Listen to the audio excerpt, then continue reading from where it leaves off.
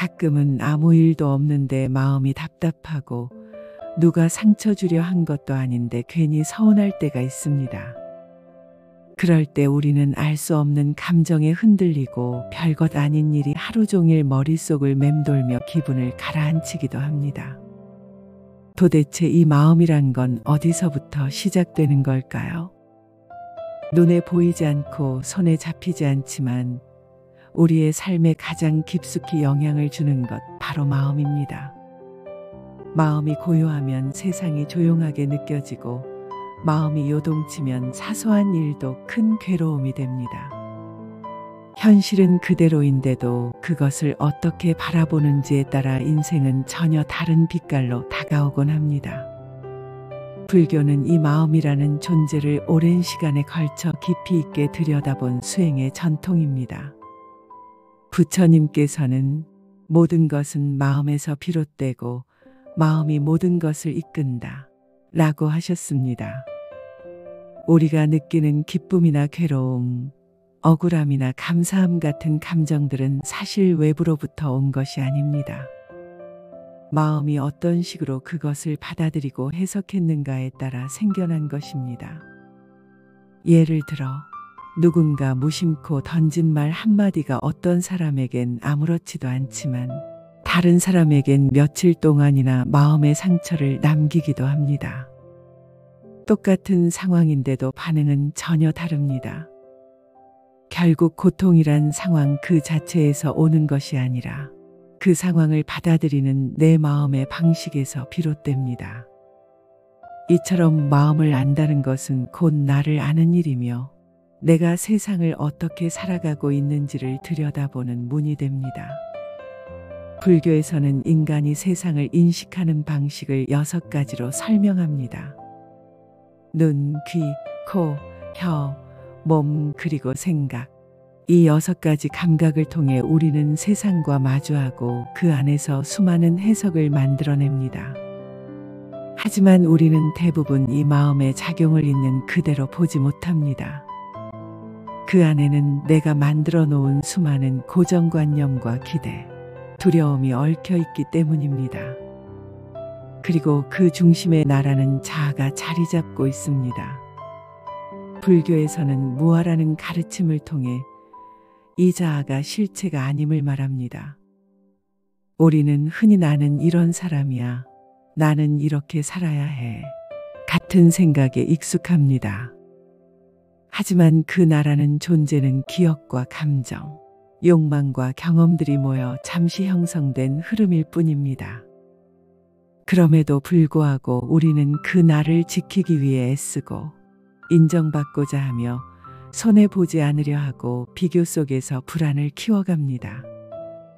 이러한 자아에 대한 집착이 강해질수록 마음은 더 자주 상처받고 흔들립니다. 결국 많은 괴로움은 외부가 아니라 내 마음 속에서 나라는 생각이 만들어낸 해석에서 비롯됩니다. 내가 손해를 봤다. 내가 인정받지 못했다. 나는 사랑받아야 한다. 라는 믿음이 어긋나는 순간 우리는 고통을 느낍니다. 하지만 나라는 생각조차도 늘 변합니다. 어제의 나와 오늘의 내가 같지 않듯 마음이 밝을 때와 어두울 때의 나는 전혀 다른 모습이 됩니다. 그 변화를 있는 그대로 받아들일 수 있다면 우리는 자아에 대한 집착에서 조금씩 벗어날 수 있게 됩니다. 그리고 그때부터 우리는 마음에 끌려가는 삶에서 마음을 지켜보는 삶으로 나아갈 수 있게 됩니다. 마음을 안다는 건 철학적인 사유가 아닙니다. 그것은 괴로움에서 벗어나기 위한 실제적인 길이며 나를 얽매는 불안과 집착을 놓아주는 시작입니다. 마음은 현실을 만들어냅니다. 눈앞의 일이 고통스럽게 느껴지는 건 그 일이 실제로 괴로워서가 아니라 그 일을 괴롭게 해석한 마음이 있기 때문입니다. 마음을 이해하는 순간 우리는 비로소 삶을 다르게 바라볼 수 있는 눈을 갖게 됩니다. 그리고 그 눈은 고요함과 지혜로 이어지는 첫걸음이 됩니다. 하루에도 수많은 생각과 감정이 오갑니다. 누군가의 말 한마디에 기분이 좋아지기도 하고 같은 말에 상처받기도 합니다. 왜 똑같은 상황에서 그날의 마음은 그렇게 다르게 반응할까요? 바로 우리가 세상을 있는 그대로 받아들이는 것이 아니라 마음이 해석한 대로 받아들이기 때문입니다. 불교에서는 우리가 세상을 인식하는 방식을 6가지로 설명합니다. 눈으로 보는 것, 귀로 듣는 것, 코로 냄새 맡는 것, 혀로 맛보는 것, 몸으로 감촉을 느끼는 것, 그리고 생각하는 것까지. 이 6가지를 통해 우리는 세상과 관계를 맺고 살아갑니다. 하지만 이 감각은 단순한 수용이 아닙니다. 예를 들어 어떤 사람의 말을 들었을 때 단순히 소리를 들었다고 끝나는 것이 아니라 그 말의 의도는 무엇이었을까? 왜 저런 말을 했을까를 해석하고 판단하게 됩니다. 이 과정은 과거의 기억, 내가 가진 감정, 그리고 지금의 상황과 연결되어 복잡하게 작용합니다. 그래서 마음은 단순히 있는 그대로를 받아들이는 것이 아니라 끊임없이 해석하고 의미를 덧붙이며 현실을 구성해 나갑니다. 불교에서는 이 마음의 작용을 더 깊이 이해하기 위해 심왕과 심소라는 개념으로 나눕니다. 심왕은 마음의 중심 작용, 즉 생각하고 인식하는 주체이고, 심소는 그와 함께 일어나는 다양한 마음의 요소들입니다. 기억, 의도, 기쁨, 슬픔, 두려움, 분노 같은 감정과 반응들이 모두 심소에 해당합니다. 이처럼 마음은 하나의 단순한 실체가 아니라 다양한 작용들이 모이고 흩어지며 끊임없이 변화하는 흐름입니다. 그래서 우리는 있는 그대로를 본다기보다는 내가 해석하고 만들어낸 현실을 살아가고 있습니다. 그렇다면 왜 우리는 종종 그 해석에 고통받고 흔들릴까요? 바로 그 중심의 자아에 대한 착각이 있기 때문입니다. 우리는 대부분 무의식 중에 나라는 고정된 존재가 있다고 믿습니다. 나는 이런 사람이다. 나는 이렇게 대우받아야 한다. 나는 절대 무시당하면 안 된다는 믿음이 내 마음 깊은 곳에 자리하고 있습니다. 그 믿음이 있을 때 누군가의 말이나 행동이 그 기준을 건드리면 마음은 곧장 반응합니다. 화를 내고 서운해하고 억울해하며 괴로움을 느낍니다. 하지만 그 괴로움은 현실이 준 것이 아니라 내 안의 자아에 대한 집착이 만들어낸 결과입니다. 불교에서는 자아에 대한 착각을 아상이라고 부릅니다. 즉, 나라는 형상을 고정된 실체로 믿는 마음입니다. 하지만 불교의 가르침은 분명하게 말합니다. 나는 감정과 기억, 생각과 상황이 모여 일시적으로 만들어진 것일 뿐입니다. 우리는 그것을 마치 진짜인 것처럼 붙잡고 지키려고 애쓰며 다른 사람과 비교하며 끊임없이 괴로워합니다. 하지만 조금만 들여다보면 알 수 있습니다. 기분이 좋을 때와 힘들 때의 내가 다르고 어제의 나와 오늘의 나도 다릅니다. 나라는 존재는 고정된 실체가 아니라 늘 변하는 흐름이라는 것을 인정하는 순간 마음은 조금씩 편안해지기 시작합니다. 그 인정을 통해 우리는 마음이 만들어낸 해석의 틀에서 벗어나 더 자유롭게 현실을 바라볼 수 있게 됩니다. 그것이 불교에서 말하는 마음을 바로 보는 길, 곧 수행의 시작입니다. 마음을 안다는 것은 단지 이론이 아니라 괴로움을 줄이고 삶을 더 평온하게 만드는 실제적인 힘입니다. 그 시작은 바로 내가 지금 이 순간 세상을 어떻게 해석하고 있는지를 바라보는 것입니다. 누군가 나에게 상처 주는 말을 했을 때 그 말 때문일까요? 아니면 그 말에 반응한 내 마음 때문일까요? 이 질문 하나만으로도 마음을 바라보는 눈은 달라집니다. 불교는 괴로움에서 벗어나는 길로 지혜를 강조합니다. 지혜란 단순히 많은 것을 아는 것이 아니라 마음에서 일어나는 감정과 생각의 흐름을 꿰뚫어보는 힘입니다. 그리고 그 지혜는 멀리 있지 않습니다. 지금 이 순간 내 마음을 있는 그대로 바라보는 것, 그게 바로 시작입니다. 마음이 괴로울 때 우리는 흔히 감정을 억누르려 합니다. 화가 나면 화내면 안 돼 하며 누르고, 불안하면 괜찮아야 해 하며 버텨보려 합니다. 하지만 그렇게 누른 마음은 사라지지 않습니다. 오히려 더 깊숙이 남아 다른 방식으로 다시 올라오게 됩니다. 이때 필요한 것이 알아차림입니다. 지금 내 안에 어떤 감정이 올라오고 있는지 있는 그대로 바라보는 것. 아, 지금 화가 났구나. 지금 마음이 답답하구나 하고 판단하지 않고 조용히 지켜보는 것. 이렇게 감정을 바라볼 수 있을 때 우리는 그 감정과 거리를 두게 됩니다.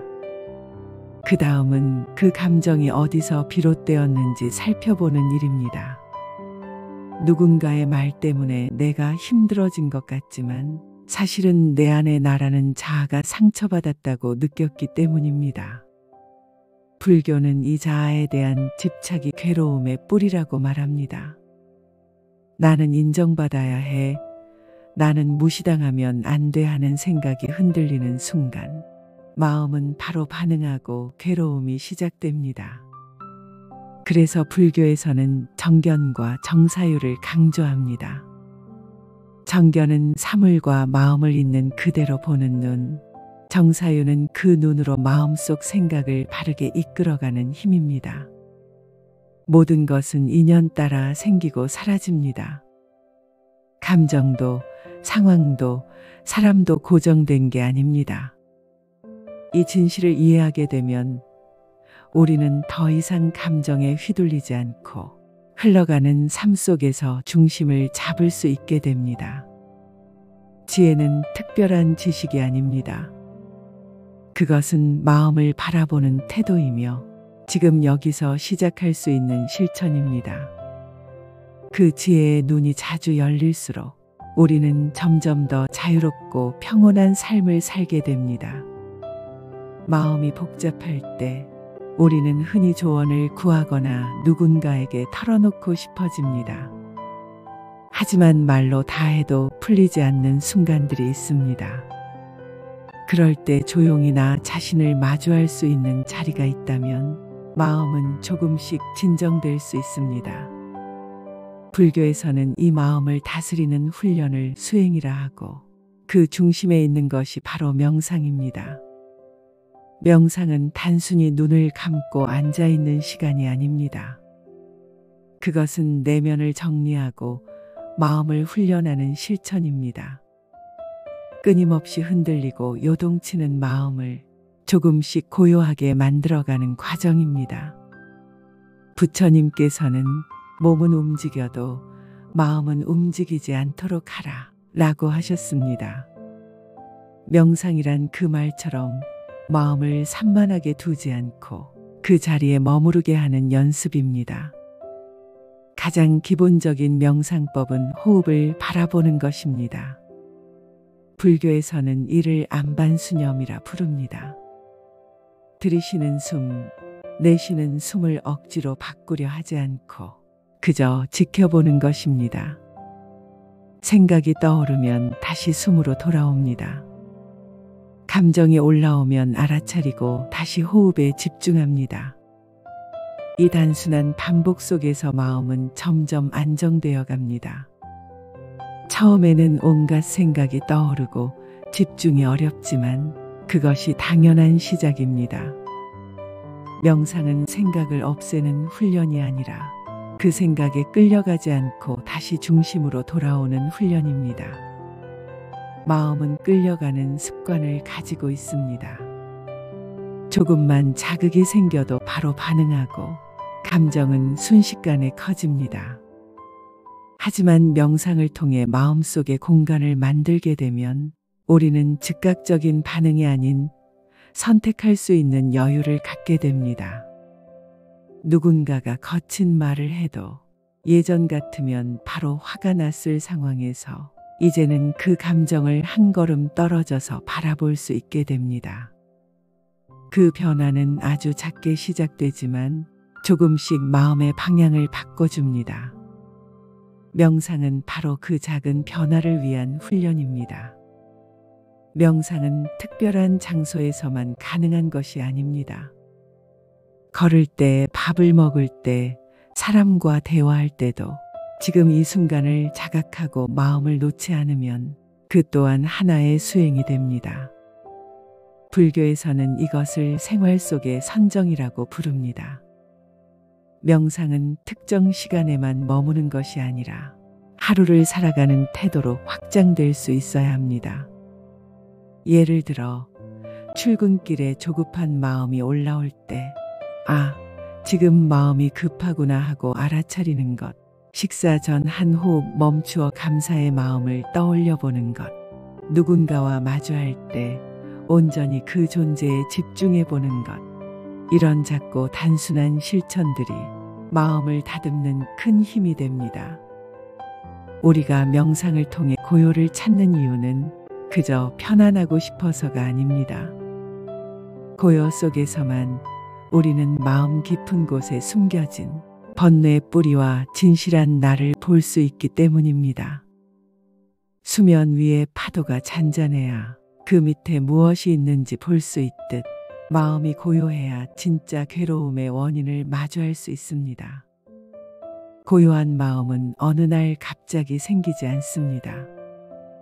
매일 조금씩 마음을 바라보는 연습, 생각을 놓아보는 연습, 한 호흡에 머무는 연습 속에서 자라납니다. 마음은 훈련될 수 있습니다. 그저 지금 이 순간 들이쉬는 숨을 느끼고 내쉬는 숨을 바라보는 것.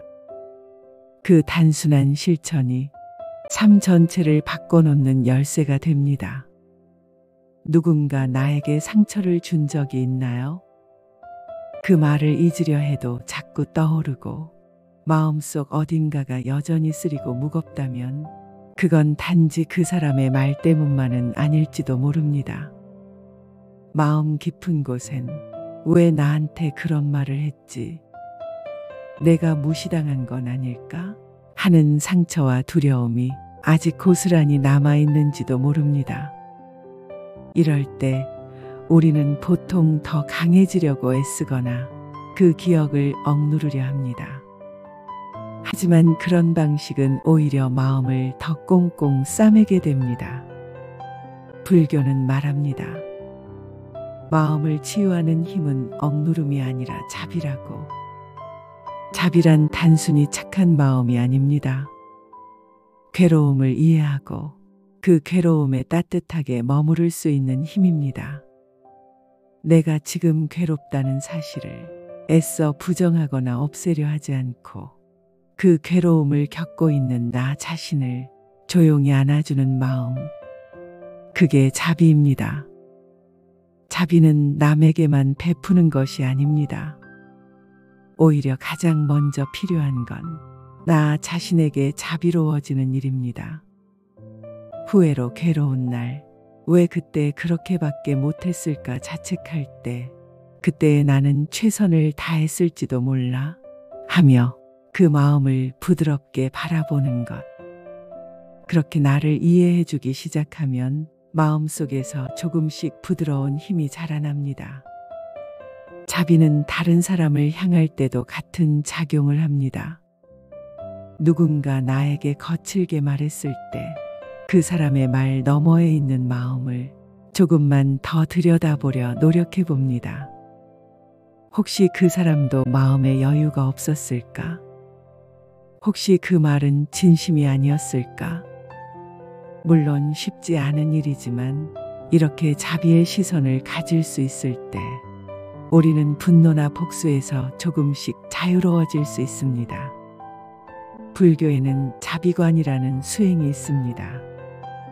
이 수행은 내 마음속 자비심을 키우기 위한 명상입니다. 먼저 나 자신에게 평안을 빌고 그 다음 가족이나 친구, 조금은 서먹한 사람, 심지어 미운 사람에게도 당신이 괴롭지 않기를, 당신이 평안하기를 이라고 마음속으로 기도합니다. 이 수행을 계속하다 보면 마음속에 남아있던 분노나 상처가 조금씩 녹아내리기 시작합니다. 또한 불교의 연기법은 자비의 근거가 됩니다. 모든 존재는 서로 연결되어 있으며 누군가의 고통이 결코 남의 일이 아닙니다. 상대의 아픔을 이해하려고 할 때 그 아픔은 곧 나의 것이기도 하고 그 사람도 나처럼 괴로움 속에서 어떻게든 버티며 살아가고 있다는 걸 알게 됩니다. 이러한 깨달음은 우리로 하여금 비난보다 이해를, 경쟁보다 동행을, 비교보다 나눔을 선택하게 만듭니다. 무엇보다 중요한 것은 내가 나에게 자비로울 수 있는가입니다. 과거의 실수, 마음속 상처, 인정받지 못한 기억들까지도 그럴 수 있었던 나를 다정하게 바라볼 수 있다면 그 순간부터 마음은 회복을 시작합니다. 자비는 수행의 끝이 아니라 모든 순간에 실천할 수 있는 따뜻한 길입니다. 그리고 그 자비심이 자라날수록 우리는 더 이상 마음속 괴로움에 붙잡히지 않고 삶을 더 부드럽고 넉넉하게 살아갈 수 있게 됩니다. 마음을 다스리는 데 있어 가장 단단한 힘은 때로 가장 부드러운 힘에서 옵니다. 그 부드러운 힘이 바로 자비입니다.